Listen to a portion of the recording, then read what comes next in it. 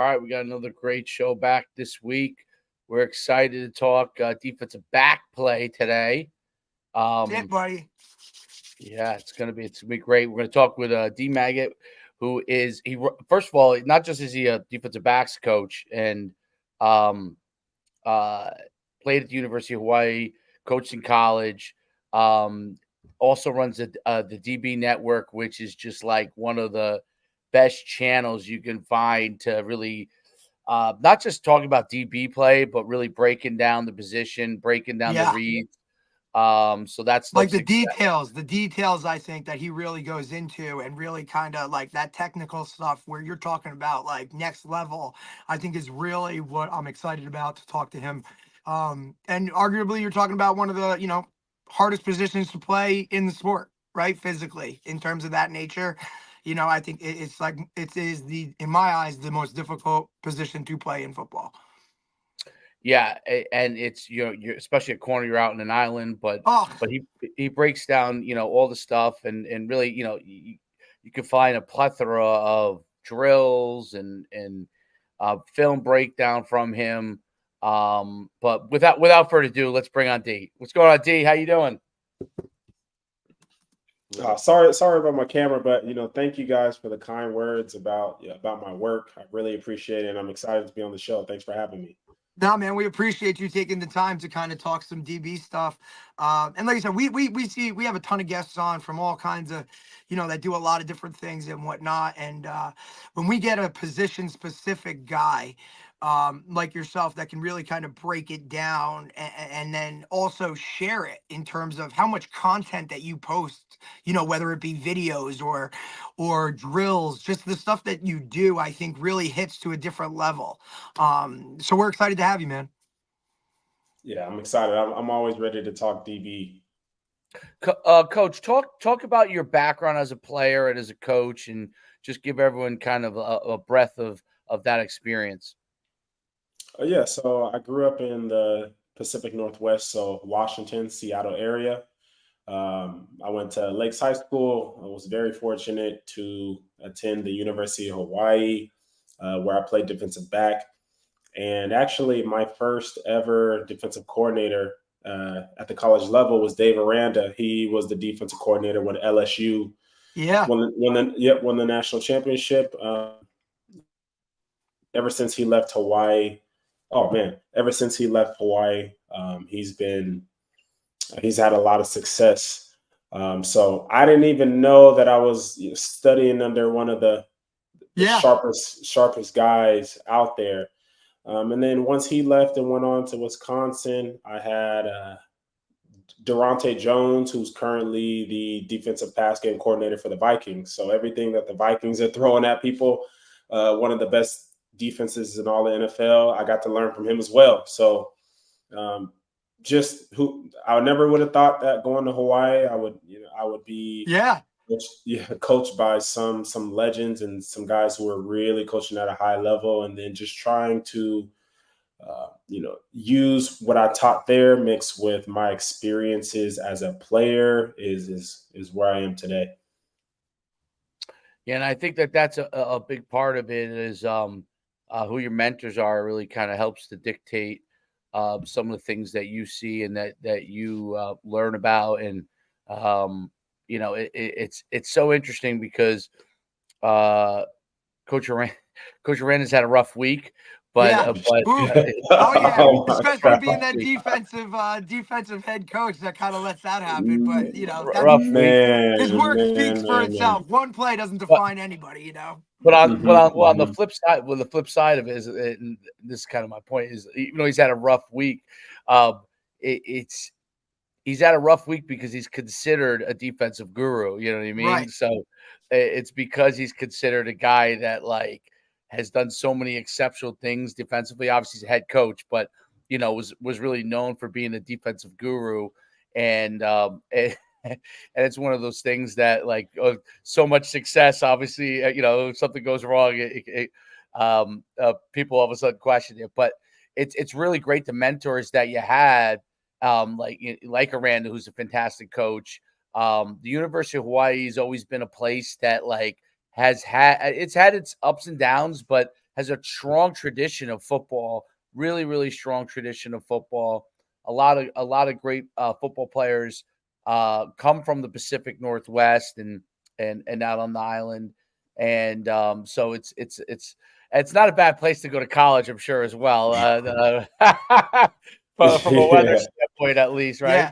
Other, So, other, other than I think the travel every week, right, is probably a real pain. But other than that, I mean, you see a lot of guys that, and for a school was known basically for their offense, right, for a right. really long Hmm. time. So for you to go there or choose to go there as a defensive guy, I think that's kind of something that's, a little different as well.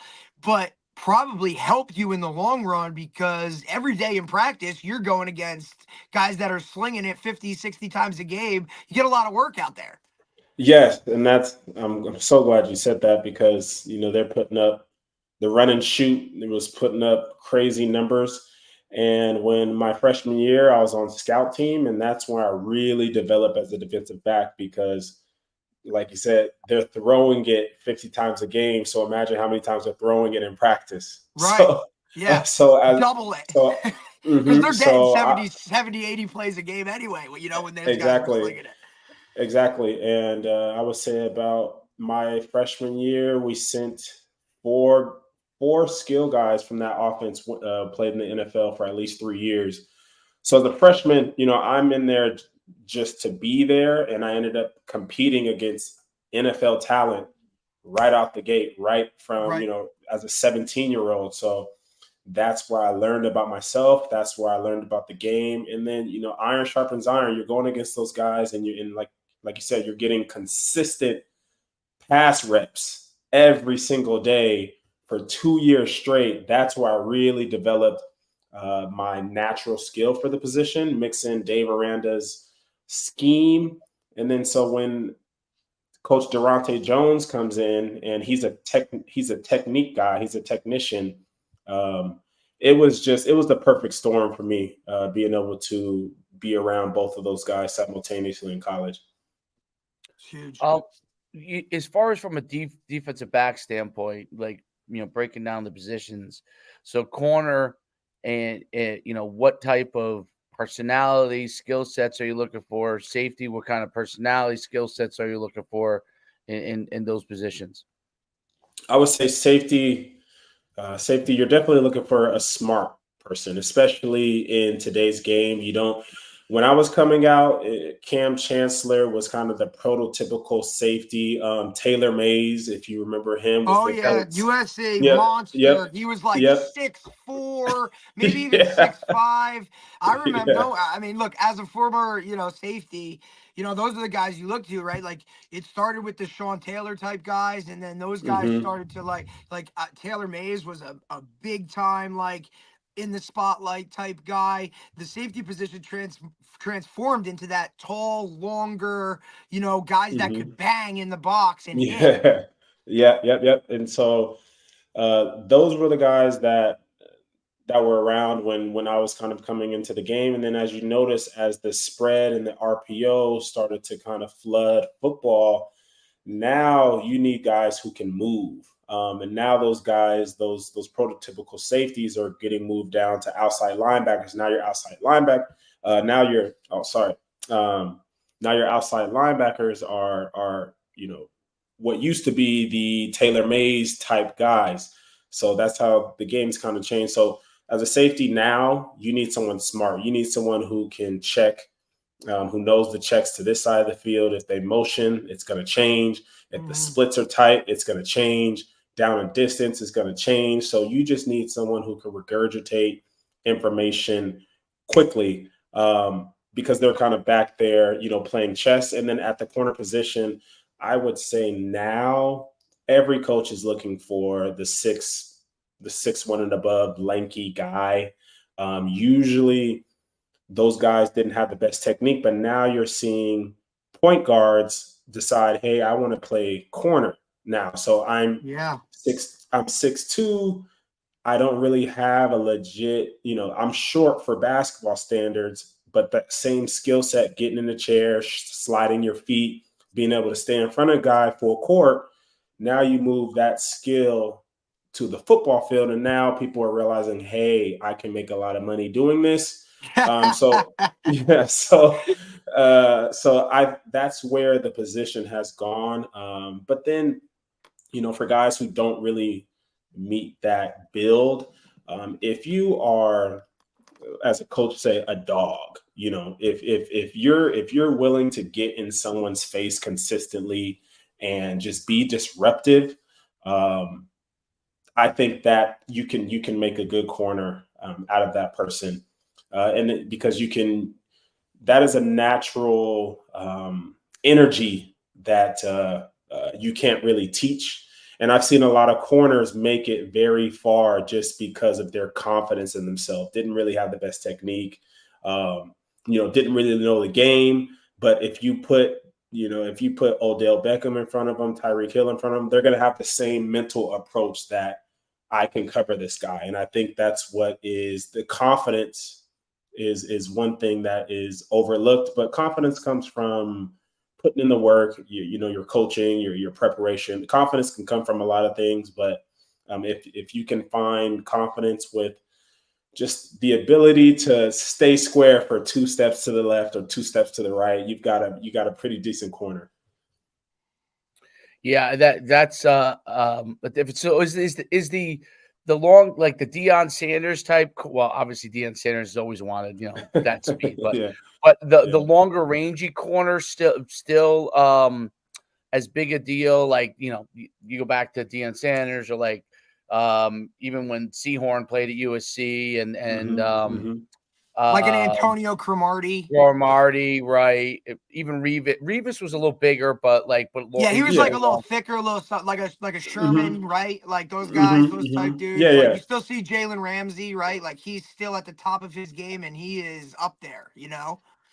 Is that Yeah. still? It's that still and always going to be a thing, like that long rangy corner, or is there been a need, obviously, because you get those slot like Yeah, that's, I think, that the there's nickel. multiple guys needed. You got the Mm-hmm. nickel guy who can be it can be Yeah.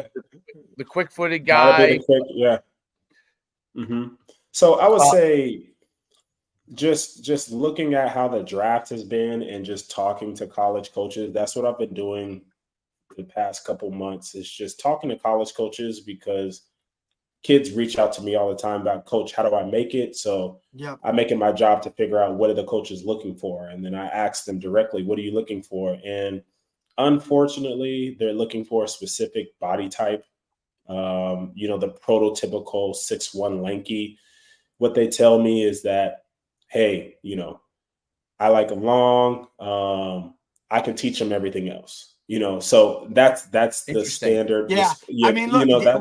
we talk a lot on this show about, obviously, we always talk kids getting recruited and whatnot, and we tell guys that, look, there are certain measurables for each position that sometimes coaches, they won't even look at you if you aren't this Mhm. type of a measurable, or you don't have this type of speed.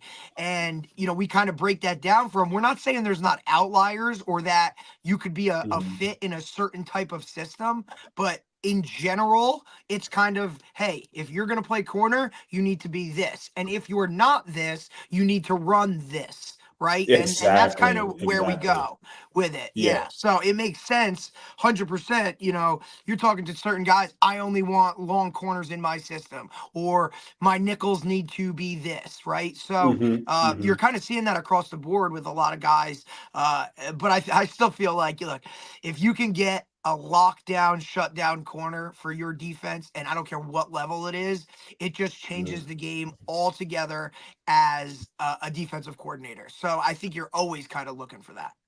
Yeah, for sure. And I think with with the need for the nickel position, now you're talking about the 5'10", 5'11" guys that can move laterally, who might not have the long speed. And that was the knock on me, was, does he have the long speed? And I'm like, what does that mean? No Yeah. one's What running the by hell me. is that?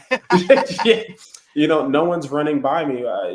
What is long speed? But um, at the end of the day, I will say that football is always evolving and then going right back to where it used to be. So I could see all it really takes is a couple 5'10", 5'11" guys to kind of break out Right. in the NFL, and then everyone's going right back to, hey, what are they doing? Or I seen them like Trent The McDuffie. I copycat think league. Trent McDuffie is about 5'11", I believe, maybe 6 foot. But I believe I would love for him to truly be in that 5'11" range because I'm 5'10", so he's not too far from me. But like him, he's an all pro. He's playing in the slot, he's playing on the outside, but he was drafted as a slot guy. And then just with his success in the slot, he's been able to get opportunities at the cornerback position and do well there as well. So I would love for more guys like him to continue to have success, to open it up to change coaches' minds. And one thing I will say is that the coaches today tend to it's a copycat kind of league, like like we were talking about. Usually the coaches that were kind of coached on that philosophy of, hey, you need to have a long corner, they naturally have that thought process. But I've met shorter cornerback coaches who are like, oh yeah, I'll take a short guy, like they Right. were the short guy who got overlooked, like a Kirby Smart.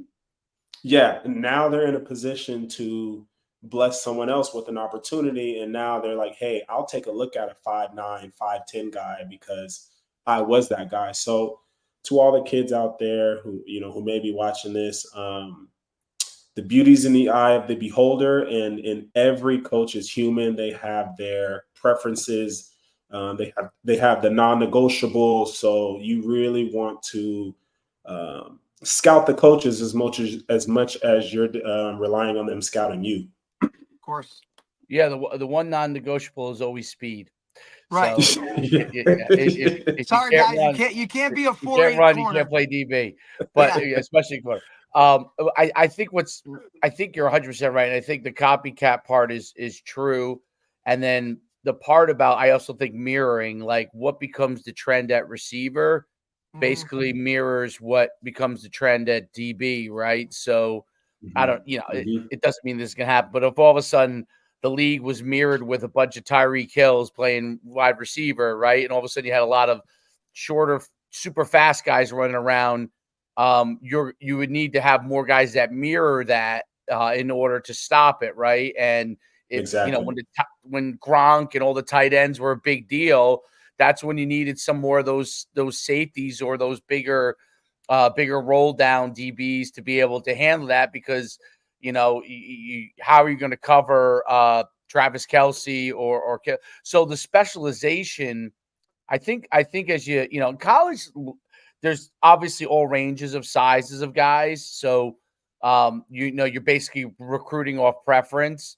But in the NFL level, the specialization, because I was an agent for 6 years, I saw the specialization of mirroring what they have to face being a big deal. So even if their preference is long, rangy corners, they want to have one guy on that roster, on that 53-man roster, that can go in and just cover the guy that's really super quick and can take that guy away. Like, they may only carry one, you know what I mean? They may only carry one of those guys, but they carry the one just in case they need him, and obviously can run down on specials and all those other things. So I think that's really an interesting thing at the defensive, the back thing, and that's what makes defensive back so interesting. And then you have like these hybrid guys too, which is like a kind of a thing in the NFL, like Micah Parsons, who really is who's a linebacker who plays defensive end, who can also cover a tight end if need be, right? Like, he's like, one of those 1 in a million guys. He's not as tall as the tight ends, but he's faster than they are, and he's as physical. So it's interesting how you have that mirroring process. Defense is basically, in order to stop the offense, you've got to out mirror them. You got to mirror what they're doing, and then you got to out mirror, meaning your guys got to be better. When you put the mirror on. So it's really interesting. What techniques and stuff do you try to really, like, kind of, what is your progression when you're teaching DB, kind of help young DBs, because they always, the first thing they want to do is just get out there and run out 1-on-ones, right? But they haven't really learned certain things. And what kind of progression do you teach? So if we're talking about one-on-ones, we're talking about press. The first thing I teach them, the stance is, I feel like it's important, but it's not necessarily something that is hard for them to understand. Obviously, you want to play basketball. How would you guard? Would you guard this person standing straight up? Would you guard this person with your, with your butt touching the ground? How would you guard someone in basketball? And that's the natural stance that will work for press. And then obviously, and we're talking about, hey, day one, we're doing one-on-ones in 10 minutes. How am I going to get this guy ready? Right. That's what I'll say about stance, and then distance. And I always like to bring in other sports for them to kind of compare. So we're talking about basketball. Now we're talking about distance. So if you want to get your hands on a guy, boxing, if you're too close, you can't extend. All right. So your punch is going to be all jammed up. You're not going to have any power. Unless you have, so at what range do you need to align from that receiver in press to where receivers are taught when no matter what move I'm making at the line of scrimmage, I need to be going forward. So naturally I tell my guys, hey, stick your arm out.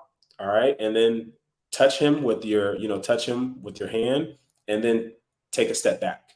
So now I know that as soon as he makes any type of forward movement, I can touch him without leaning, without lunging, and I can get my hands on him. So I go with stance, and then I go with distance, so that they're comfortable knowing that you don't have to go get him. He will come to you. And then it's footwork. Are we going to step laterally, which meaning we're drawing that line in the sand, and we're making it a fight at the line? It's not a fight, but we're going to meet him, or we're going to hold our ground? Or are we giving ground? Are we going to soft press or soft shoot, meaning we're going to take some type of inch back or some type of retreat while staying square? I always like to go with a lateral step first, because I want people to get comfortable being in that phone booth, like boxing, right? You put your foot in that tire, he has his foot in that tire, and we're going at it. So I like to go with that to get people comfortable, and then get them to understand that your eyes are everything at the defensive back position. Mm-hmm.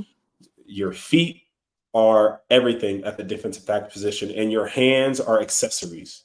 All right, because you can play this position without your hands, but you can't play this position without good eyes, without good feet. So getting them to understand that we want to have our eyes in the right place. So you can either be keying. There's so many things you can key in press. I was just a torso belly button guy. And that comes from naturally guarding taller receivers, and then having that just be where my eyes are. Right. I've gone to different coaching clinics, and they're like, no, we need to key the back foot. We want to key the inside hip. We want to key this. We want to key that. And I tell kids, again, if you're playing basketball, what are you looking at? Are you looking at his head? No, you're going to get juked. Are you looking at his shoulders? No. Are you looking at his shoulders? You're going to get juked. I just try to keep it simple with guys, because you can have 10 DB coaches. And again, they'll tell you 10 different places to put your eyes. Yeah. Yeah. And they'll give it a different name to make it seem like they invented it. Yeah. That's we see it all day. Listen, whenever we do these things and the kids come to us and it's like, hey guys, the first thing we tell them is like, look, we're going to coach you a certain way. We're going to use a certain terminology, but when you go back to your team or your coach, that's you use their stuff. Okay. Yeah. We're just giving you, there's a million ways.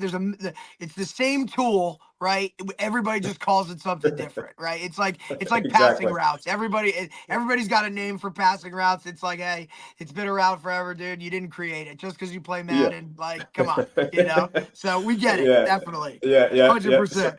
Yeah. So we went stance, we went distance, we went,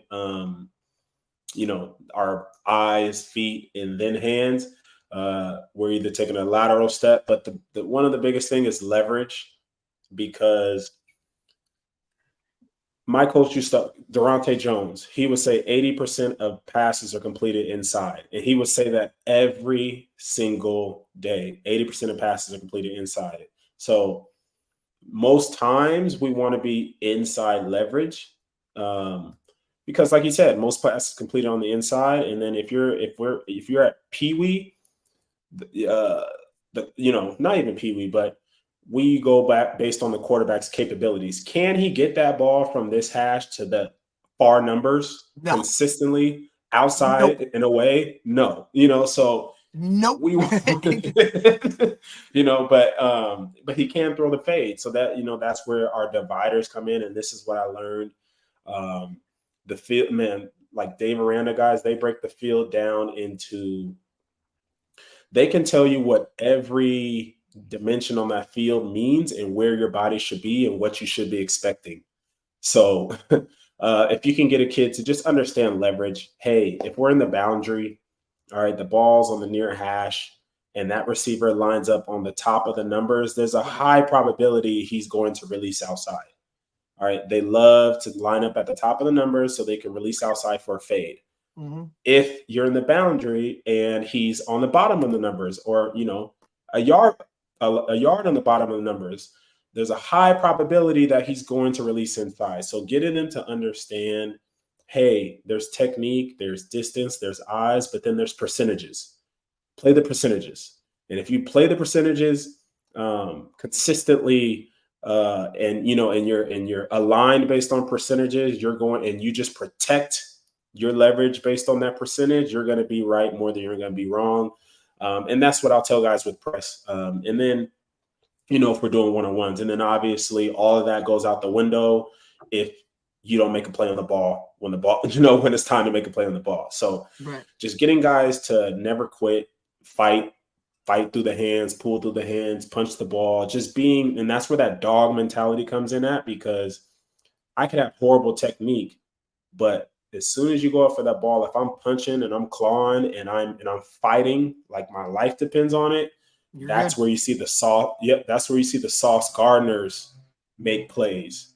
If you watch Sauce Gardner, he's never going to get beat because his eyes were in the wrong place. He's always going to be as close to the receiver as possible, and he's going to use his length to his advantage. If he doesn't get his hand on the ball initially, he's pulling, he's raking, he's pulling to the ground, he's punching. So, so that would be my progression as far as the line of scrimmage, what we're trying to do with our hands. But then at the end of the day, when that ball's in the air, you got to be a dog and you got to get it out somehow, some way. And there's techniques to that, but then it's a want to. Right. And I think that's a great point that you make, right? Because a lot of younger, DBs and stuff, they think, hey, man, this guy caught the ball, plays over. And a lot of times, you're talking about receiver play too. Like they got to catch, tuck, bring it in. A lot of these guys don't have those techniques, especially at the younger levels, that attention to detail, right? And I tell my young DBs all the time, man, like just because that play, like just because he has the ball in his hands does not mean that play is over. Continue to fight. You know what I mean? Go for the ball, rip the hands, do all that kind of stuff. Like you said, it really becomes, a level of, I don't want to say aggression, but just like want, right? And I think that also comes with the DB position itself. Like you said, you need to have confidence, right? Like DBs are always a little different in their mentality because a lot of times it's the most, I want to say, individual position on the field, right? Football's the ultimate team game, but there's a lot of times where as a corner, right, specifically, it's you and that guy and nothing else matters, which is rare in football. And I think that's what adds a level of confidence that is needed to ultimately play that position at a high level. Yeah. Yeah. And you're going to get beat. So having the confidence, and this is, I think, why I had success is every time I've gotten beat in my entire life, there was always a self-correction that I was able to make as soon as the play was over. Right. Dang, I didn't stay square. Or like, dang, why did I open my hips? My eyes. It was never that guy was too good. That guy was too fast. Right. I can't cover him. So No, and that could be it's on calm. you, right? Like Yeah, he didn't beat me, I beat myself, or he didn't yeah. win, I lost, right? I think Hmm. there's a big time mental side of playing the DB position, you know, even as a safety, right? Like I felt the same way. Like, hey, I have to run fit here, and this guy's not going to juke me. Or hey, Hmm. like, and even if he did, it's like, oh, I took a bad angle, right? It's Exactly. that confidence and the self correction of knowing, hey, I made a mistake. He didn't do good, right? Something like that. Hmm. Hmm. Yeah, yeah, for sure. And you can, man, this game, that position, especially the cornerback position, or even Oof, the safety, it can humble you so quick. real quick, It's real yeah, quick. Dude. yeah. It's interesting how when you talked about the alignment of where to be and where to stand, and then the thought process. Like, yeah, I really agree with you. Obviously, if you're playing straight up and you're trying to take away, you're playing straight up on them. Your belly button is obviously the easiest to take a look at, but if you're playing them inside leverage, right? Then the near hip might be easiest. If you're playing some sort of cover two where you got to funnel down inside, the outside near hip is going to be your point that you can see the easiest. It's the Hmm. based off the leverage and where your opponent's body is not going to move at all, right? The part that's not moving very much, that's going to be stable. That's where you want to have your eyes, because everything else is part of the fake, part of the leverage point for the wide receiver. Um, it's it's it's interesting, the not just about the mindset of a defensive back, but also like how do you teach? Because I think one of the things that coaches do, at least when you get like in a high school level, but in the college level, you got to be able to catch as a DB. Otherwise, you're very limited. But coaches will Hmm. take a guy who's fast, isn't catching as well as the guy who's their stable wide receiver, and say, you know what, let's teach this guy DB, right? Yeah. But ball skills ultimately become really important because picks are a big deal, and or even just being able to get your hands on the ball, right? Knocking balls down, having those ball skills. What are some of the things that you really teach to help improve defensive backs' ball skills as they're moving without knowing where the ball's What it's going to coming. go, right? Because that's what people don't realize. It's like, oh, DB drops it. Well, he doesn't really know Yeah. where the ball's It's going. Like a lot of times, reaction. Like you're just seeing a right, the ball Hmm. come reaction, the ball flying Hmm. at you, appears. dude. Right, the receiver knows when the ball is approximately coming and what the timing is. But the DB, the ball appears, and you You're got to like, get your hey, hands up. Hmm. okay. So it's always funny to me when they say like, "Oh man, Oh, that's he's why he got to plays DB catch is running that. it." Yeah, yeah, yeah. DBs are catching off reaction and not knowing where who and where the ball is thrown Right. to, Hmm. whereas wide receivers know, obviously from the scheme, where the ball is supposed to be going or where it might go. So talk about how you improve, like some of the things that you like to do to help improve ball skills for defensive back. Um, so one of the things that helped me is I think a lot of DBs, it's hard for DBs to truly feel like the ball is always going to come your way every play. I think when a lot of DBs get caught off guard by not believing the ball is going to come, now you're in a reactive state uh, Hmm. from the A beginning. great point. Yeah, Great point. yeah, and so now when the ball comes, every you're behind the eight ball on everything, Right. and that's one thing and it's really really tough when they're running the ball, they're running the heck out of the ball. You haven't got Yeah. it thrown, but to be honest, that is what truly helped me was to believe that the ball was always going to come my way. And then when it comes to, I would say the deep ball, I like to talk about the deep ball first because I think a lot of people are in good position, but then they can't play the deep ball. Um, and this comes from basketball, this comes from rebounding and things like that. But I think as a defensive back, and these are all mindset tips, and then I'll talk about drills. But when that ball is in the air, if you're trying to stop him from catching it while trying to catch it, it's going to limit your ability to catch it. That's what I've truly felt in my game. When the ball goes in the air and you can simply say that I don't care how I land, I don't care what's around me, I'm going to track it and I'm going to get off the ground and I'm going to get it. Like literally like Harry Potter, like with the golden snitch or stitch or whatever. Yeah, like, yeah. Like I'm like my everything has gone away. My focus is the ball because that was my problem. I'm trying to stop him from catching it while still trying to catch it. I think mindset wise, if you can get guys to truly feel like when that ball is in the air, everything else ceases to exist. Because I used to be worried about how man, like, am I going to get hit if I'm in the ground? If I'm in the air, like just things that don't matter. So being able to have them, truly focus on, hey, if I jump and I get clipped and I do a front flip and I fall on my back, like there's so many worries that might go in someone's head, but truly attacking the ball. But then just doing drills where, let's say we're doing a back pedal drill, we're doing a brake drill, just having them snap their eyes to the imaginary target. So for breaking 90, back pedal, break 90, I always have them do a minimum of 2 steps towards the direction of the imaginary receiver. And then I throw the ball without them knowing. So they know, obviously they know I'm going to throw the ball, but it's not like I say ball, or it's not like I give them an indicator that it's going. Yeah, it's reaction. And then, so you can play games with them where sometimes you throw the ball, sometimes you don't throw the ball. So at least you're training them that I'm taking my mandatory 2 steps and I'm snapping my head. So,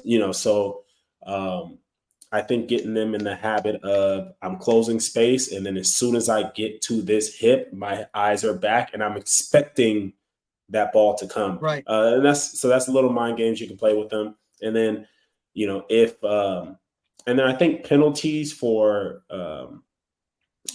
bad eyes as well. So I always penalize my guys in drills if their eyes are bad, because they think interceptions is staring at the ball. And it's like, no, your interceptions are going to come from looking at the last second, So I think just trying to get them in the habit of when the break happens, that's when the real race starts. It's a 1-2 snap, 1-2 snap. If I'm driving 1-2 and I'm still not there, it's a 1-2, 3, 4, 5, whatever it takes to get to that hip snap.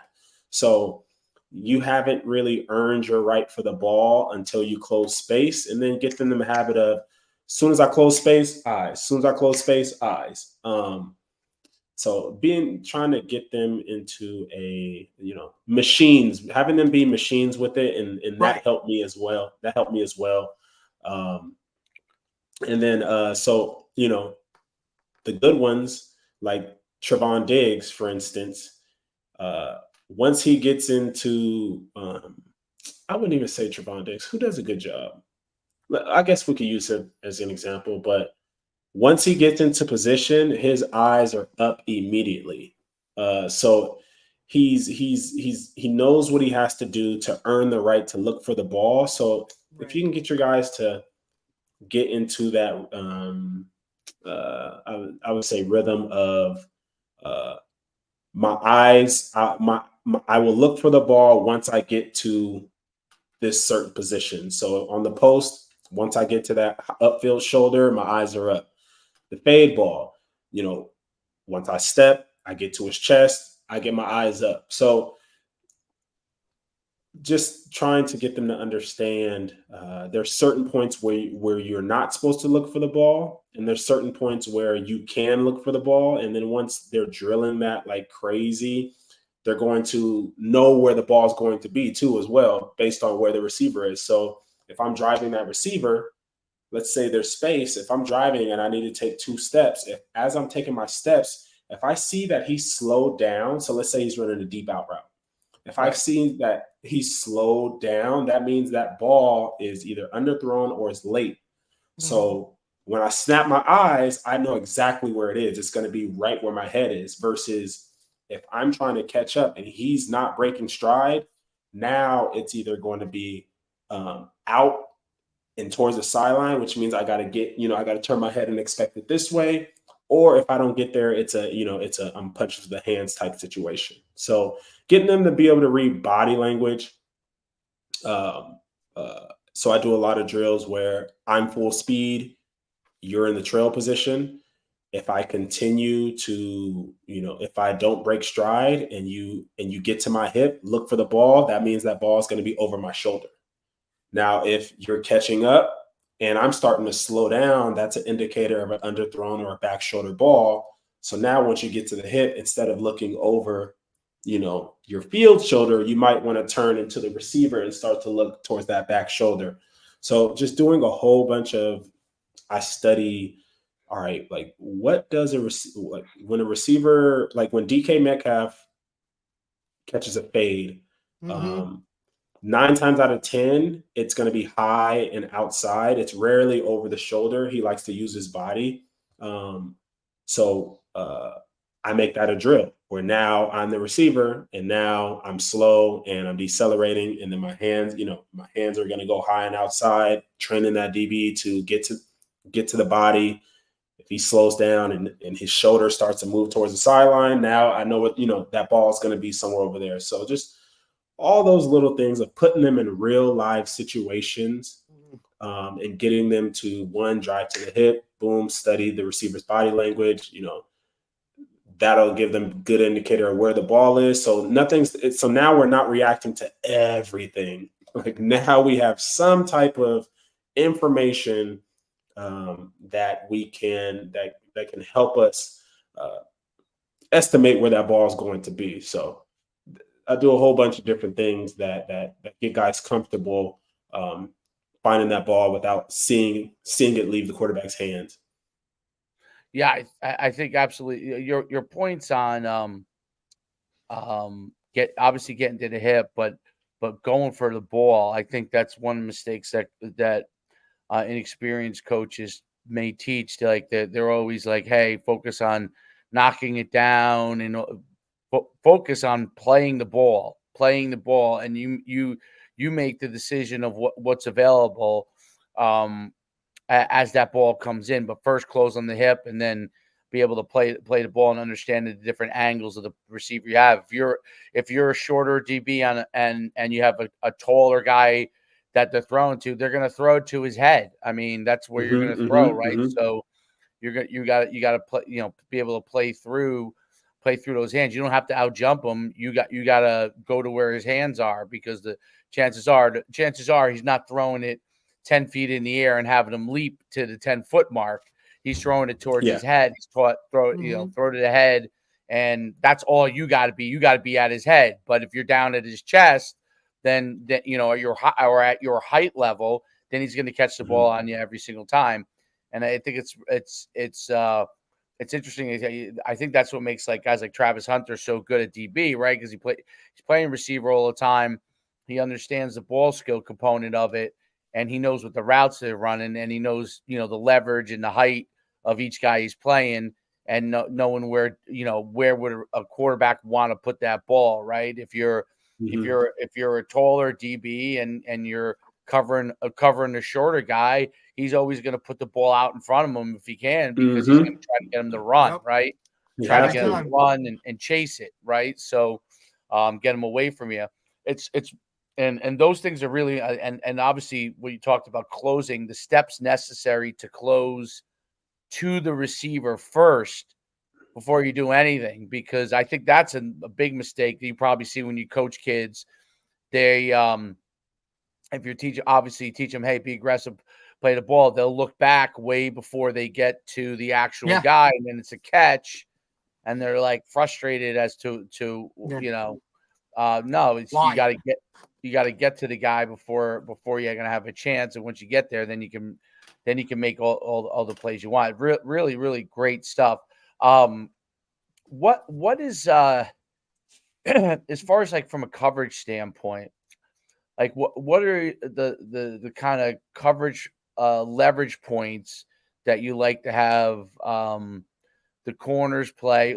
First, let's talk corners, and then I want to talk alley play with the safeties. So basically, when they got to close on the run game versus obviously when they're either either half field safety or like a cover one look where they have the the full field, right, center field. Mhm. So first talk about corners, like leverages based off the different coverage, like cover 2, cover 3, like where do you want them to really be playing and those zone coverages?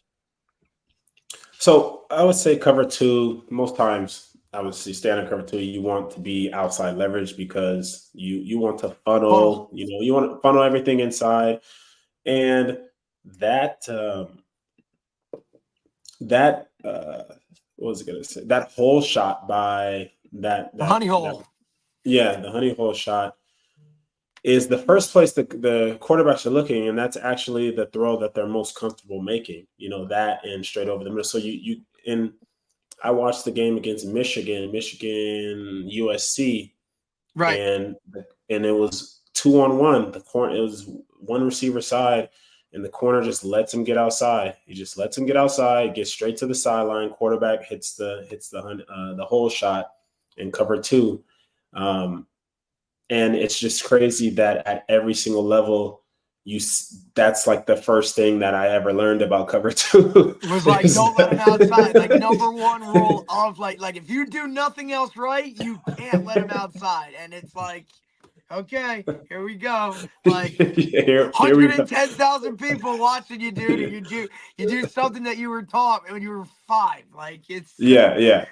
And every but I and do think though, every right? Like Mhm. that, especially leverage when it comes to that, like, and I'm not trying to get you off track or interrupt or whatever, but I do feel No. like cover 2 might be one of the least played coverages, right? In terms of Mhm. the whole grand scheme of things, because, when I personally feel like I like cover 2 more so in like a younger age type thing, or like a college or a high school team, right? Where there's more run game involved, right? And as corners, if you have flat, I feel like you can be more of a factor in the run game, like right now, and you don't see it used a lot. Mhm. But just continue with your stuff, what you're doing. That's a whole other freaking thing that I just get on a No, tangent no. about. But just keep No, going you're with fine. cover You're 2. fine. Go ahead, bud. No. Well, yeah, that's it. We're cover 2 is I want us to be outside. You want to funnel everything into your safety. You want to sink. You want to have your eyes on 2, um, to the back, carry. So there's a lot of ways you could do it, but just don't let them go outside. And I understand sometimes it's hard to get hands on a guy, but I Well, just see especially if you that don't so work the much. technique, right? Like a lot of these high school Hmm. coaches or youth coaches just get out there and cover 2, don't let them outside. And it's like, Yeah. And a lot okay. of it comes from. I think that a lot of that comes from they're playing so much quarters where you're playing 2 read and Mhm. you're kind of scooching back, and then and you're just kind of jumping it in palms. I think that's where a lot of the technique doesn't come from, because like you said, you're not playing a lot of cover 2, but you're playing a lot of quarters. But quarters has a lot of cover 2 checks, so you're playing true cover 2 like you would play it in quarters. I think that's where you're seeing people miss the basics of cover 2. Cover 3, it really just depends. I It hate it. really depends on your on your philosophy. So if you I would just say most times you're playing outside and you're telling you guys to play outside and on top. At the younger levels, it outside. I would say outside shade. So you're I would say your body is on his outside shoulder, his outside hip, and like you said, you're just not trying to give up the fade. And then you can go all the way up to, okay, well, in cover 3, all right, in cover 3 with 2 receivers, now you might want to be inside shade of number 1, because they're hitting us with the seam, or they're a big seam Right. team. We want a midpoint. We want to lean on that. Um, so I think it really just, and I don't blame coaches for this. Like when people get to the higher levels, they're like, "Oh, well, we played it like this," but it might not be the way that a high level coach wants it played. But I don't blame a coach for saying, "Hey, this is what we're seeing to win our games in our league at our level. This is what I want you to do." I but think to the sideline. that's a great. I think that's great that Hmm. you mentioned that, right? Because Dave, how many Hmm. times do we see like what works for one doesn't work for another, right? This isn't a cookie Hmm. cutter type of system. Like we're kind of giving you the general rules, but you have to tweak it to what you're seeing in order to be successful. You know what I mean? And you see all these guys go to Yeah. these clinics every winter, right? And they come back and they're like, "We're gonna run this, we're gonna run that," and it's like, buddy, like you got that from the NFL, and we're coaching, 9-year-olds, right? Exactly. Like this ain't Exactly. gonna happen, Exactly. dude. Like it's a great Yeah. thought, thank you, but not so much. So I'm Yeah. so Yeah. glad you brought that up. Yeah, yeah. And then you can get super complicated to where now you're talking about dividers. All right. So now it's like, hey, cover three divider is if that ball is in the middle of the field, I want you 1 yard on top of the numbers. And when you're dropping your cover three, we're going to play the percentages and we're just staying on that divider. I don't care if number one is here. I don't care if you have two receivers. That's our divider and we're staying on it. If that ball's on the hash, we're gonna apex the numbers. So we're basically just gonna line up on the numbers, and that's our divider in the boundary. We're to the field where we're most likely to get some type of trips, some type of at least two receivers to the field. We're gonna apex the numbers in the hash. So it's like it can get that deep. I don't think it needs to be because um, there's plenty of people who have success without even getting into that.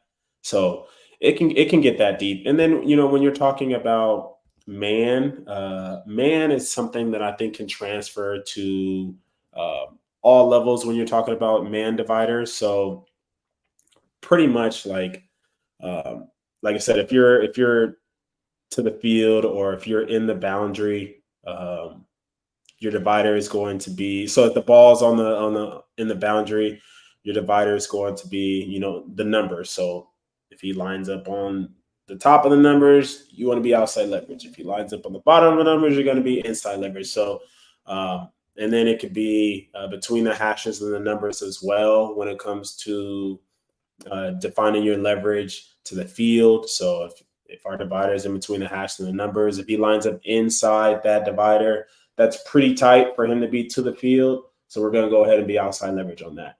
Now, if he lines up outside that divider, the only really thing that quarterback can throw to that receiver to the field from the boundary hash is that fade. We're going to play the slant, the 5 and in, the curl, the dig, the post, the over route, the shallow route. We're going to play all those routes from inside leverage. And then if he throws the fade, that ball has still got to work through our body if we're inside and, we're looking at so that's like the philosophy behind that. I would say quarters. Quarters is different because it was difficult. Well, it's not difficult, but it's different because everybody runs quarters their own Everybody. way. So Right. I've had a coach that says, I want us outside leverage. And then you'll have another coach say, are you crazy? You got to protect the post. So so everyone's different with their quarters. I will say that you're probably going to find more people play quarters from an inside from inside technique than most. Um, Simply because again, the way to beat quarters is that fade or is Yep. that post. But I've coached in leagues, I've coached in high school. I'm like, hey, we're seeing is fades, comebacks, curls, and slants. Like no one's throwing the post. Like, hey, coach, like you noticed no one's throwing the post, and like you said, that comes down to necessity. What are you seeing? So don't go to a clinic where they're seeing Andy Reid one week, Sean McVay another week, Yeah. Kyle Shanahan another week, where you guys are seeing bubble, RPO, and we're taking shots to our receiver. So I say, adjust accordingly. When it comes to the safeties, if we're starting in quarters, I would say, inside, I would say 10 to 12 inside is the standard. Dave Aranda was thought to be crazy because he was an outside leverage guy. Again, because Interesting. a way to beat quarters was that corner route. So that's where he started was, okay, I'm outside leverage because they're killing us with this. They've adjusted to our quarters. They're killing us with this, and then you adjust, and then they adjust. But Right, it's a chess match. Everybody knows that, right? yeah. Any good high level, coach understands that when the offense does this, the defense is going to do this, and then they do, Mhm. then the offense is going to adjust to that, and then the defense is going to adjust to that. And to be honest, like we've been in a lot of games because Dave and I have coached together and whatnot, where hey, we're planning like, all right, we did well in the first half, so what's going to be their answer, right? Okay, so they're going to come out, they're going to do this. We spend all halftime drawing this up for the kids. We come out and it's like they didn't adjust. It's like they didn't even move one bit. Like, okay, this is going to be another Yeah. great second half, right? So Yeah. some of that stuff is, the chess match is part of why the game is great. What Yeah. what about And what about match coverage? Have you played a lot of match zone We- where like you're reading number 2 receiver and it's like a version of cover 4, but that match coverage could be really effective because it baits people into throwing something that you want them to throw because they think you're playing in Mhm. cover 4 and you're really not, and Yeah. you're playing a match. Yeah, have you taught a lot of that? Yeah. So I played it. As far as like my teaching, I'm not really teaching. right, you're teaching more Con- technique stuff. Technique. yeah, and I'm not at a specific school or anything like Right. that. But as far as match, I think that's where football defenses have gone, because quarterbacks, I would say Smart. a 10-year-old could hop on YouTube and figure out everything they need to know about coverages. If you're vanilla, like if you're just spot dropping and you're playing landmarks, Right. and you're not necessarily matching guys, a good quarterback, a good offense is going to eat you for dinner. So I think that is where the game is going. We're going to guard guys, not grass. Oh, I But like that. I like that. yeah, I like that. yeah. But things are, I would say, things are kind of the same in terms of in terms of how you're playing it. So quarters, we're not backpedaling into our quarters. We're either taking a scooch step or a step off, and if 2 is vertical, we got them. And Right. how do you define a vertical, coach? And and it's like everyone wants to say, oh, if he's past 6, if he's past 8, I've just learned as a quarter safety, is he past your nickel? Is he past your backers? Like, Right. take him. Right. Yeah. Because again, teams are smart. They'll find out, oh, they define vertical anything By over at this 6. yardage, so let's push Yeah. it to this, or let's cut it here, right? Like Yeah. it's a Yeah. crazy world, So dude. You know what I so mean? so Guys if yeah, care. so yeah, so if you match, you gotta have rules that will stay true. And I think that's where the coaching comes in at, is you've got to learn from trial and error that, oh man, we said that in our palms, anything under 5 yards, but he's running the stick out. So he's hitting 5, pop, pop, pop, and then he's working out, but then we're we're sending 1 on the post. So what are you gonna do? Are you gonna Right. are you so I think having good rules is the key to match. And like I said, you can play it the same, um, uh, in terms of how you're aligning, but when it comes to match, I would say the rules are probably the most important. So your guys can play fast, because if they're having to think Mhm. too much, and there's so much gray area in your teaching, then that's when they become robots and they're not able to match anybody, because they're just they're standing still, and they're unable to adjust on the fly. So yeah, that's I guess that's my thing with quarters. If you have any more questions, let me know. And then cover 3, I think the cover 3 safety. I don't know if you've noticed, but everybody's moving towards a shuffle now. A lot of teams are shuffling Yep. in the middle of the field. Yep. I get the concept and I really like it. And again, I think it's just based on how well you can teach it.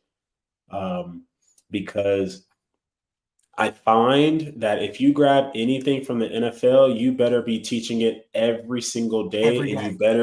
you better be reiterating that, like, hey, like when you see this, we're Right. gonna do this, because a lot of people don't Exactly. a lot of people don't understand what they're actually grabbing from the NFL. Like, I can grab a drill and say, oh, they're shuffling. Anytime. Yeah. Oh, that's what we're doing. But taking the time to find the keys to it, the reads to it, why you're doing it. When you see this, it might change. When you see this, we're doing this.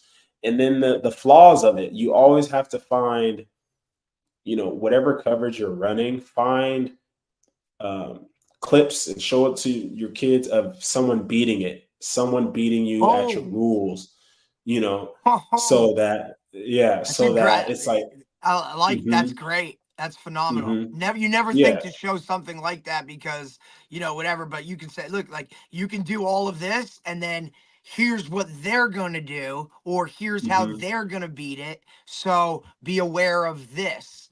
Wow, it's Yeah, great. yeah, yeah. And I learned that from my DB page is people are more interested in the failures, not the success, Oh well, because people that's are gonna. society, brother. Right? Like, welcome to society. Yeah, Let's yeah, everything that's negative. Let's throw it up there. yeah, exactly. And I try to tell people, like, hey, this DB got beat, but he got beat based on something your coach is teaching you not to do today. Right. Your coach is telling you not to open up. Your coach is telling you to have your eyes in the right place. And hey, guys, even at the highest level, who make millions of dollars, are making those same mistakes. So um, being able to show them, and I think people learn from other people's failure more than other people's successes, because it kind of allows them to see, like, hey, things are possible, or that like, hey, let's learn from this moment. Yes, it was a quarters beater, but how can we react to this if we see it? Was there something that tipped off that he was going to run that? Even though he ran a quarter post on our quarter safety, was that safety's footwork the best? Was his alignment cheated a little bit? What can we figure out from this play? So I always show guys, ways to beat any coverage. And I think I get a lot of questions about middle field safety. I think How deep? when it Where do I comes, put him? Should he yeah, line? yeah, Does he cheat to the receivers? Does he lean to the hmm, receiver's arm? Should he be looking at a back? All that kind yeah, of stuff. Like yeah, I yeah. get it. Yeah. I would say old school middle field. You're lining in the middle of the field. You're just reading the quarterback. Have some tempo, and or be able to change your tempos in your back pedal. So I'm slow, I'm Yep. speeding it up, and boom, that quarterback's lead shoulder, right? So if that quarterback, and this is something you study on film, when that quarterback picks up the ball and he throws that fade, is his shoulder up here? Is it catch, high shoulder, and is he letting it go? So now getting them to be able to read the quarterback's kind of characteristics, and Yep. this is just old school, right in the middle of the field. Is he catching and throwing? And I think I get kids at the 8th grade level who have more success at that, and I'm like, yeah, because he's throwing to the only guy who can catch. Right. So Right. like, Right. There's Right. only Right. one Right. dude that's standing over there that has. They all have gloves on, buddy. But like, hey, this is. I think they're gonna go to this guy. So let's cheat a little bit. And it's great that you're yeah, saying some of this stuff because Dave has a son and he coaches him and he's a 9U guy and he's long, right? And Dave wants to. He's a quarterback. He's athletic, but I personally feel like my man is going to be a phenomenal Division 1 safety. And I've been yeah, pushing this since the kid came out on the field with us. You know what I'm saying? And he's starting to see it now. And I think him playing offense for a long time has really aided in his ability to play safety. And we talked about ball and all that kind of stuff. Like he's a ball hawk, right? Because he's got that offensive mentality. So now as he continues to grow each year, they're throwing a little bit more here, and now he gets to play some safety, so he's breaking on some balls and stuff like that. That I think as defensive backs as they progress, right? They have to do more like a true defensive back, right? So Hmm. Hmm. you're literally, I think, like the foundation of coaching a defensive back. When you start at a young age, I feel like it needs to be a lot of footwork, read, understand the run game, right? Because that's what you're going to be doing a Hmm. lot of. Like they're not going to be throwing passes out there as much. I mean, even though it's changed now, especially with the 7-on-7 world, right? That's where I think you work those, hey, toughness, tackle, that type of stuff. And then as you progress and get older and they start throwing the ball more, now you can start to understand, hey, where do I fit into this picture?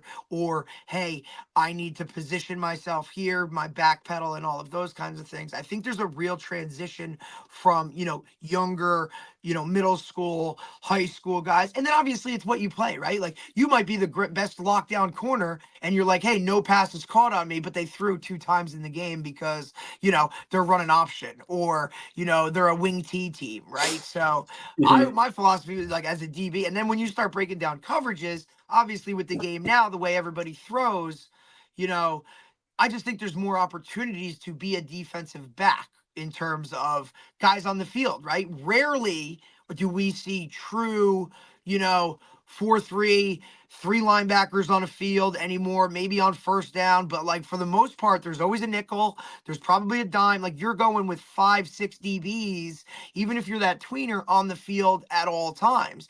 And your techniques and those things can now separate you to get on that field, right? And to play more. So the younger guys that are watching, you really have to invest in this whole technique first, scheme second, right? Your coach will put you in the position to play, but you have to be able to do those things in order to actually execute what he's asking you to. Exactly, exactly. And I like what you said about the run because I think that, well, I don't think I know. I've talked to a bunch of Division 1 coaches, Guys can't and tackle. um, and and that's the number one thing they're looking for because that's what they're that's what the safeties have to know where they are in the run fit. That's a So that's a huge part, right? Like yeah, you're hmm, the cutback guy, man. Or hey, you hmm, gotta run this alley because we don't have anybody else, dude. Like you gotta get in the hmm, box at some yeah, point. and I Go don't ahead. think kids understand that, so it really depends what you're doing, but I see most people, they're not even including their nickel in the run fit anymore. He's more just, you're in the Take slot and that you're guy. just, yeah. If you can help us out, cool. But now they're Thank you. using the It's a safety. bonus. It's crazy. Yeah. But most people are using their safety. So it's like, okay, a 4-3, one of you guys are a linebacker that gets to say they're a safety, so Yeah, I yeah, don't, yeah, yeah, yeah, yeah. You make more because NIL money if you do that, bud. yeah. So, coaches are saying, hey, we're looking for guys who can tackle first. We're looking for guys who understand fitting the run, like you said, hey, yeah, and the way they're teaching it, and the way when I go to a bunch of these, I hear a bunch of these coaches talking. It's where the back is, because most times the back is to the quarterback's left, easy to the right. So if the back is to you, if the back is to you, then let's just say vanilla RPO offense, we're going to get zone. So if the Right. back's to you, you're going to get zone the other way, so So he's, you gotta stay, be patient, play cutback, right? Don't yeah, go flying exactly, out of there, exactly. like Yeah. all that So kind of it's stuff. like, and some coaches will say, oh, I want you D10, there's a tight end. So I want you D10. So D gap 10 yards, and you're coming downhill this way, and then you're going to shuffle and you're going to slide that way. Yeah. Because Don't we have over that nick. pursue. Don't shoot right Yeah. to where the ball Hmm. is and all that. Yep. We're down and Yep. over. It's really hard for younger guys that coming up taught defensively, fly to the ball, fly to the ball, fly to the ball, fly to the ball. And Hmm. now you're telling a Hmm. kid, hey man, you gotta be patient. Patient. Coach, what are we Hmm. talking about? Like I gotta go tackle that guy. Nah, Yep. man, you gotta Yep. understand where you fit into this entire scheme, The which is why puzzle. I always Yeah. loved when I played and we did inside run, the safeties went with inside run. Like I love that Hmm. because even if I'm not whatever, I'm still seeing what's happening in front of me, and now I know where I have to fit in terms of this Hmm. entire scheme. I think it's something that coaches kind of, whatever, if they even do inside run in high school, like, you know what I mean? Like some guys, like, that's just not even a thing. But I think that needs to be seen, especially as safeties, when you're going to fit and you're going to have to do these things. And ultimately, having played the position, it sucks. But like sometimes, man, you got to make up for where somebody screwed up. You know what I'm saying? Yeah, Like, yeah, yeah, because yeah, somebody's going to fit wrong and you might have to fold over and make that play or do whatever. Like, your job is to basically make those guys in front of you right. And sometimes you yeah, get burned for it. And, you're not dialing it. You're not calling anybody out in a film room like, dude, you weren't, you were in two gaps over, man. And you're supposed to be here. But, it's got a part of being the whole thing. yeah. And it depends on your angle. So most safeties have no idea if their end's supposed to be outside or inside. Um, and I would say most apex defenders. So like we're talking about our Sam or our nickel, like either you're mid, like you're apexing, meaning you're in between him and the line, or in the end man and line of scrimmage, number two, and then he can kind of be your contain guy. But then, like I said, like if you're playing at the college level, that guy's way out there with number two, and you just have number two. And now we're bringing our safety, and now our safety has to insert, and our Right. safety is Which is filling why you filling see a lot of the. those tweeners, right? Or those like Hmm. rover type guys, which are basically safeties slash linebackers that could run or play both, right? Like I can go Hmm. cover or I can come off the edge or set the edge. And that's I Yeah. think where the game has gone to a lot now. Like you see a lot of those guys in the box. Those guys used to be either, your neck roll outside linebacker guys like, hey, let's stretch this guy out in coverage.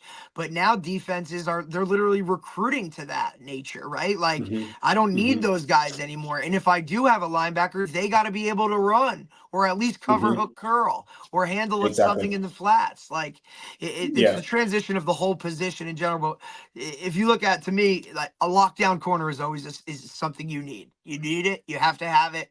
And it's, what you're doing is great. And I love it because you break things down technically, the kids, and they understand it because you talk about it, and then you show it, right? And that's how these kids learn Mhm. today. And it has to be visual. You have to put them in situations for them to really understand what it is. It's not all one-on-ones and it's not 7-on-7. Like at some point you got to tackle. And that's, if you want to play at that high level at this position, right? Where literally when anytime you make a mistake, everybody knows about it because it happens in Yeah. space. And I tell the guys all the time, like, you can't mess up out here because when you screw up in the back end, man, it's touchdowns. Like, Yeah. so you got to be, attention to detail is pivotal. But I really appreciate it, man. It's awesome. Yeah. Yeah. Thank you. Thank you. And like you said, it's if you want to play to anyone, any kids that want to go to the next level, if you're not a starter, you're going to be asked to do everything but what your dream was. So my dream was to go be a lockdown corner in college. I got to college and I'm running down on kickoff. I'm a dummy on kickoff return. I'm a dummy on punt return. Run down Yes. on Come on, coach. That's where you make yeah, your money, on special teams, baby. yeah, it's special teams. And like, so I would say if you're not in that first two group, You better your be entire doing life is something special else. teams. Your entire life is special teams. So half the NFL are those guys who are on every special team who Yep. you didn't even know. So there's one of my friends, well, we're not friends, but sorry, one of my teammates. But he was younger than me, so we never really crossed paths in outside of football practice. But he's been in the NFL for 8 years off special teams, just special teams. Listen, we Um, have we've had one of our guys that's been on, and I coached in high school, played at Holy Cross. Liam Anderson is now in his mhm, second year with the Colts, as a nice. practice squad player, but he's an outside linebacker that can run. And he literally has Hmm. told us, on the show and whatnot, like, coach, the only reason, I even had a shot here was because, I can get on kickoff. I can get on kick Hmm. return, right? I can go punt. I can do more things than just what I'm supposed to do. And, I try to tell these guys all the time, even high school guys, man, like, you want to get on the field, figure out a way to get on special teams, and then you can make plays from there. Like that's the Yeah, big thing. yeah. And special teams, I wowould say, if I could do it all over again, or if I would just give advice to anyone, is every time you're on the field, oh, coach, I'm not really even playing. I'm not a starter. Literally every time you touch the field, you can do something highlight tape worthy if you know 100%. what coaches are looking for. Like, so every college team needs special teams, and you can be a full-time scholarship player and never be a starter, but you can be on special teams. So coaches, as much as coaching has evolved and maybe things are different, you can't be as tough on kids or whatever, practices are different. A tough guy, everyone's looking for a tough guy. Like Right. someone Tough guys like, win, man. You're talking to two guys from the Northeast, bro. Like this is what yeah, this is like, that's kind of, the MO over here. But you know what I mean? Like yeah, like everybody wants that guy that's willing to run through a brick wall or, mhm, mix it up a little bit, have a little edge to them. And I feel like that's because yeah, that's the rarity now. Those guys stand out even more. yeah, exactly. And I guess I'll say this story, but I had a coach. He would he always so I felt like I was better than the corner playing over me, but he would always say he would bring us in the room and he'd be like, if I'm in a dark alley and Yep. there's 10 guys that wanna kick my can, and I can only bring 3 DBs, I'm picking this guy, that guy, and that guy. And he would just walk out the room. And then it took me like 3 years to get into that. Hey, you got there though, man. It's okay. At least you got And there. But yeah, and absolutely. I was like, and it took me a while to understand. He was like, so I'm like, you know, is he saying I'm not tough? Is he saying I can't fight? Is he saying when I didn't Right. feel like I was a chihuahua out there, but he wanted someone who mirrored his mentality towards the game on the Yep. field.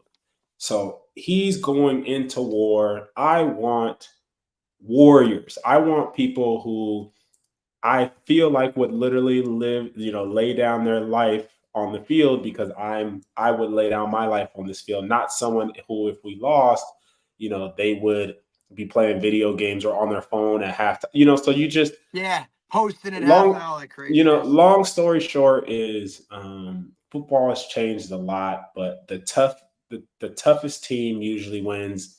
The tough guy is the one the coach is going to pick. If everything's equal, same height, same grades.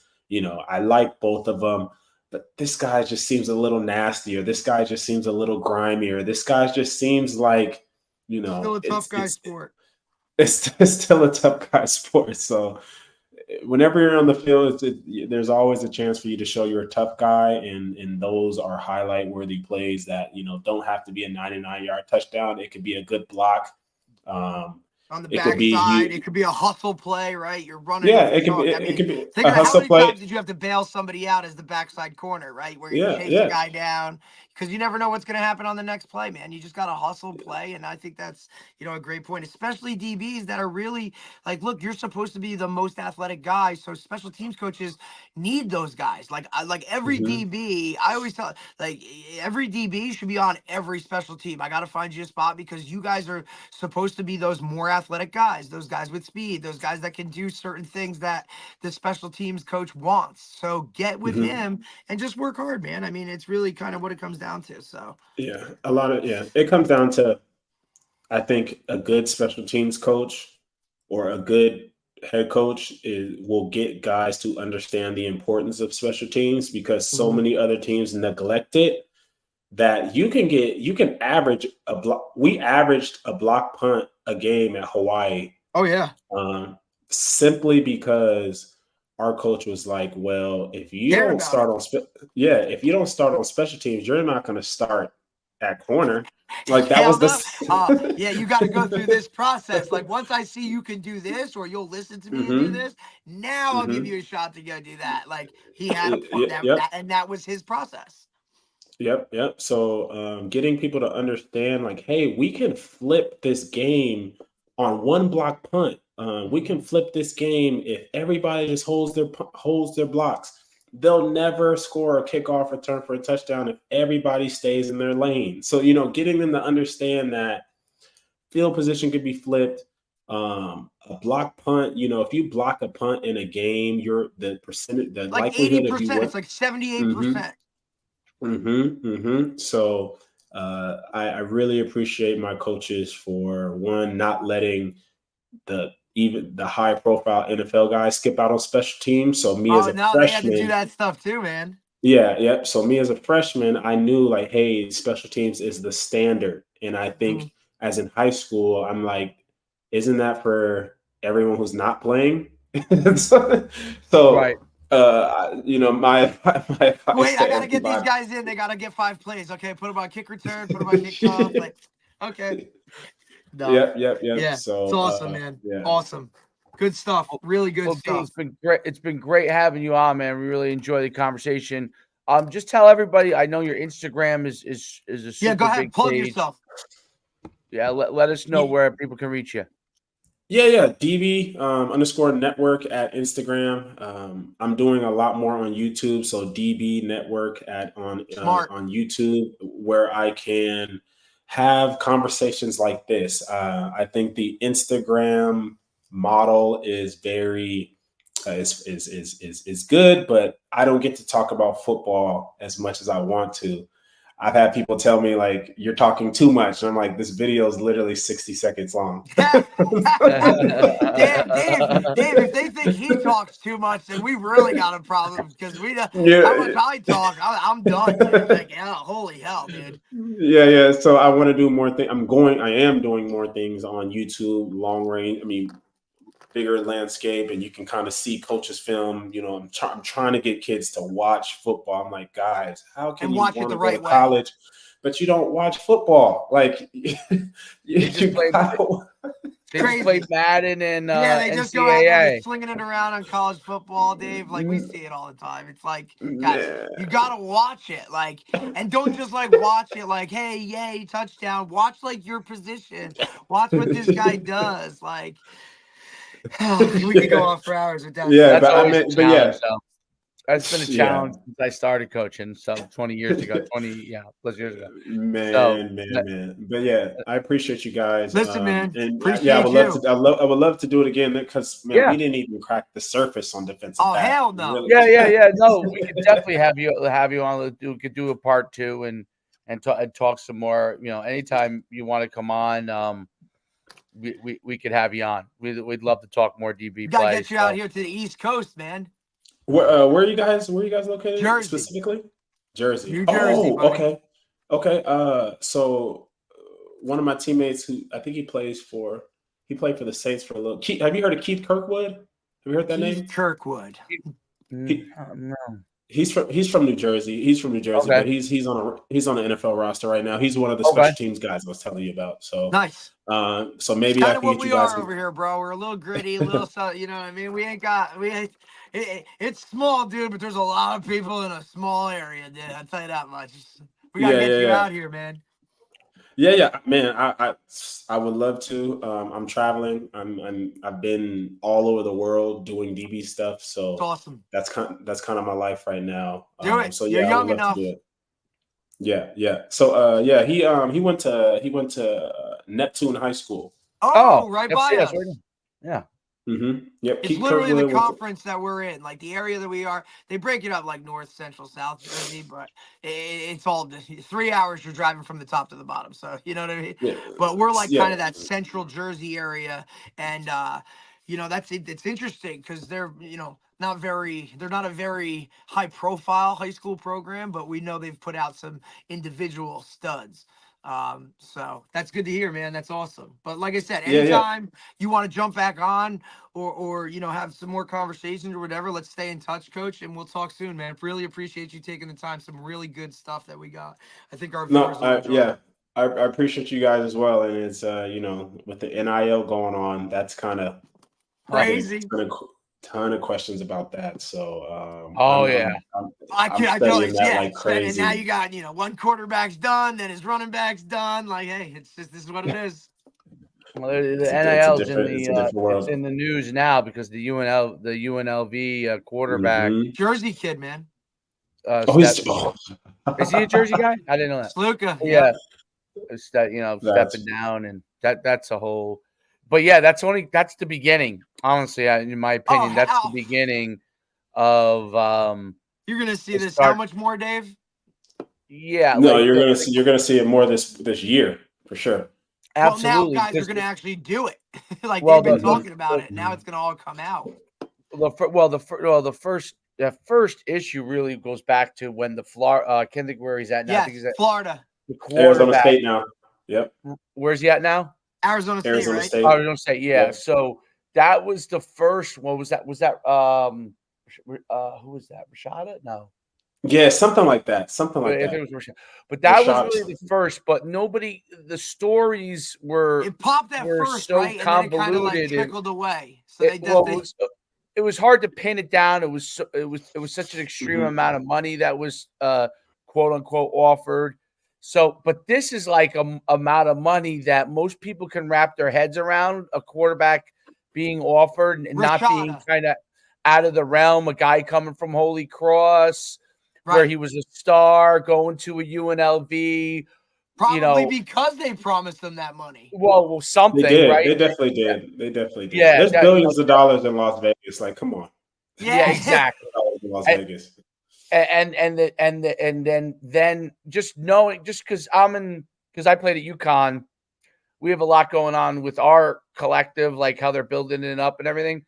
And I just know the conversations that it is like, there's a lot of pieces moving. So yeah, if a coach did talk out of turn, let's say, and didn't confirm it with the head, I believe all that to be true, right? And I actually I believe that the head coach didn't okay it, right? But he probably didn't also say to the kid, no, we're not going to give it either, right? Like, you know what I'm saying? So now, these things, Dave, are these like, these aren't like signed, that's why you got to sign contracts. That's why you got to sign contracts. Yeah, that's why this verbal thing of you just don't go. No, you just the bottom line is you just have to shake hands. Even though well, the issue is the kid wants to go, right? So this is how you get into the issue. Kid wants to go. Maybe dad and the agent are like trying to work this out. Kid wants to go. Now they're squeezed for time because of the window of transfer portal, right? They start which we've talked about before, right? The schedule and the time is all screwed up. Well, so they trust it. They trust it, and it really wasn't probably nailed down the way it should be. Right. And now you're there playing, and you keep asking the question, and they kind of hem and haw, and they backtrack, right? And they already got you there. You're already playing. And you've won. And now the agent defeated. Well, and then the agent gets involved, and so the biggest thing is that it's ultimately more of these things are going to happen. To me, more of these things are going to happen because a lot of these things aren't nailed down exactly, right? And a lot of gray area, right? But the larger issue is the players obviously should get money. The thing is, there's got to be parameters, and there has to be, they have to figure out, are they going to be employees of the university? No, I hate to use it like this way, but like when you were on campus, there were kids that went to college that like might have had scholarship money for academics, right? And they worked in like the bookstore, right? And they were paid. Yeah. I worked in the equipment room. Right, you were paid an hourly wage, right? Yeah. So this is just a large wage, but they were paid a wage. They went to school. They were paid a wage working in the bookstore. So this to me is just, hey, we're just saying, but there are ramifications tax-wise and all that stuff. So that's why but it has to start to get worked out because what's going to happen is it's craziness. Kids are going to get shafted. but universities are also going to look bad. Like it's going to be hard to, like if you're Right, UNLV, like this it's staff hard now to looks terrible. it's hard to entice the next kid to come to you, right? So Even if the it's staff both. It's had not nothing to it's do not with just this. you know, it's not just the player, it's both areas. You know, you want to look good in the whole process, right? So that's why I think you need to really get down there and work these things out, because you're going to have more of these. And honestly, it makes college football look like, you know, we Clown all play college football. It makes it look like a joke, dude, to me. It makes it look like a joke, like, you know, the Arch Manning and Quinn Ewers, Texas is handling it a certain way, right? Looks great for them, right? You know, and some of their top tier guys, the running back who had the you know, had the really nice car. I can't. He's in the BJ pros Robinson before he went to the league, BJ driving Robinson, around right? a Lambo. Right. Well, Texas was handling it, right? They're taking, but then you get places that, you know, if I give this guy $100K, that may be all the money we have, right? And so you get these weird situations if you don't have a contract. I just think it has to, you know, I was an NFL agent for 6 years, and as an NFL, one of the things I tell Derek this all the time, you know, people complain all they want about agents and this or that in the NFL. The NFL, you have to take a test to be approved as an agent. Okay, you've got to go through their training, the NFLPA training to do it. You have to be approved. There's a set percentage they get. There's obviously a templated contract for everything from an NFL standpoint. Now there is a part where you could add, like that's how guys add like guarantees and stuff like that.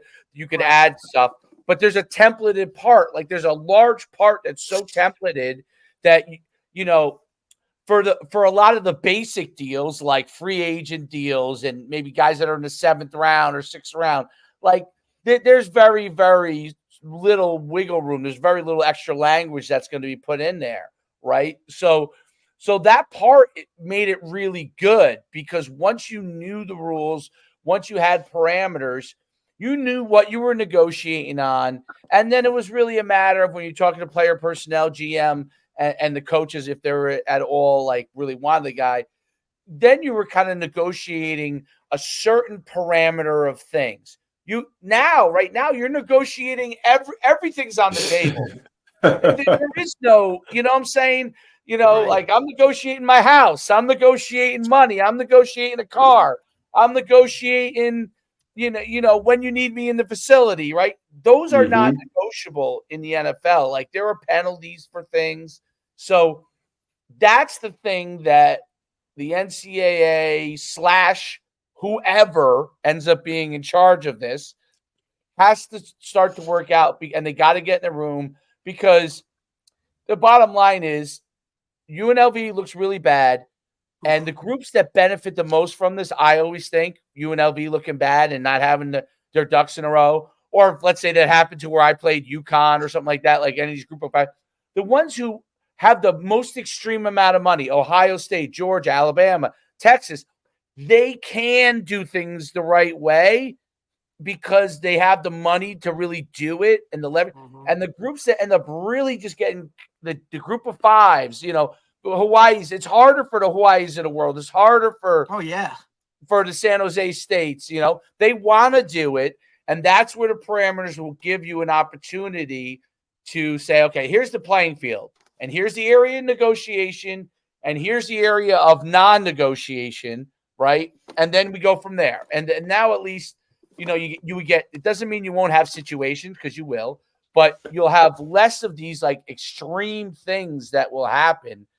And everybody just, you know, feeling hard. And you know what trickles down to me? It trickles down to high school, because they don't know any, and you know, you work with high school, they don't know anything about anything. High school parents, high school, they only know what you tell them or what they see on social media. And they know nothing about anything. It's the wrong shit. Right. Well, because the transfer players know a little bit. They've already been there, right? So but the high school players and the high school parents know nothing. So if they're negotiating NIL deals without a proper aid, they don't know. They have no idea. Like, you know, if someone goes and gives you, and Derek knows this already because it goes on. We know people. Someone goes and gives you while you're in high school, because in some states you can get NIL. Here's a few $1,000s And a we're month one to of live. them. Yeah, a few $1,000s a month to live until you get to my school.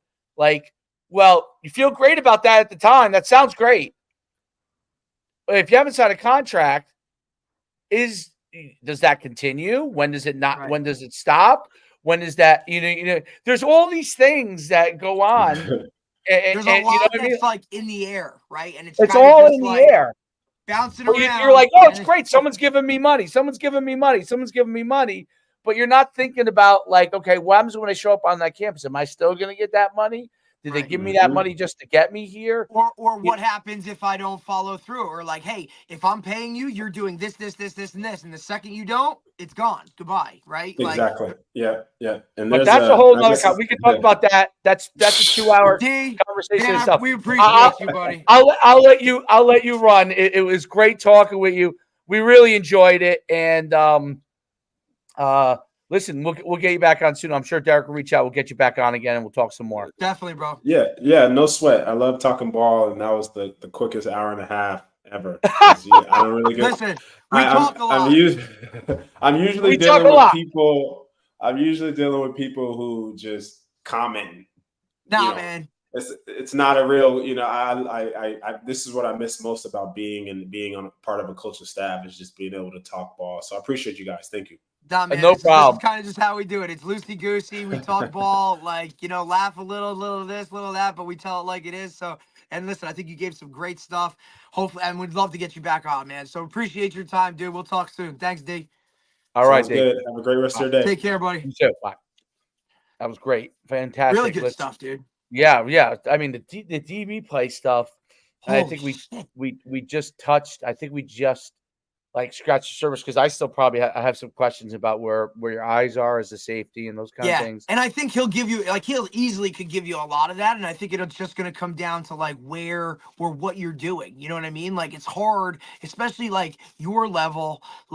Hey, for me, it's always read this or look at this. But then when you see different stuff, it's I don't really know, the general aspect. You know what I mean? Do in you high play your school, it's safety at safety. 10? Do you play him at whatever? I mean, In high we do school a with lot of safety, I stuff. used to, if I had an advanced safety, I would tell him, and he was the one high guy. Yeah. I would tell him, read the uncovered. If there's an uncovered guard, get your run pass read. Yep. Because that will take you to the ball. Yeah. Number one, if it's a run play, it'll take you to the ball, and you want to see through to that quarterback. If you can, as you start to get more advanced. But everybody has kind of different philosophies on it. But look, I always read the end man on the line of scrimmage, right? Usually a tackle. So I would read a tackle, high hat pass, getting your pass drop, low hat, he comes downhill. Now I'm flying up to play run. I also think that in high school, your depth matters, right? So if it's a heavy run team, I'll put your toes at 8. Right? If it's a little something different, 10. If they really throw, 12, so I can see everything. Where do I align? And where you call strengths, and do you cheat to this or do you cheat to that? And you're talking safety play as a single high is very different than safety play too high. There's a lot of that stuff very that different. goes into it. Well, I think you got high, Mel Kiper coming on ESPN saying outlaw the fucking too high safety. Dude. Well, too high, I think you could read end man on the line. Because it's to your side too. It's to your side, so it's easier. One high is a little different, and then also now with RPOs, oh god, reading guards is not always it used to be a true indicator. You're never going to get a true key, right? Used to be reading guards, they're going to take you to the play, and you're good with. Now, I mean, dude, every play, there's a lineman downfield, but we're throwing. You know what I mean? What the fuck are we doing? So, as a safety, it's all right, might as well just go hit the guy. Whatever. I hope the corner's covered. Right. Absolutely. All right. Let's good stuff. Good stuff. Yeah, absolutely.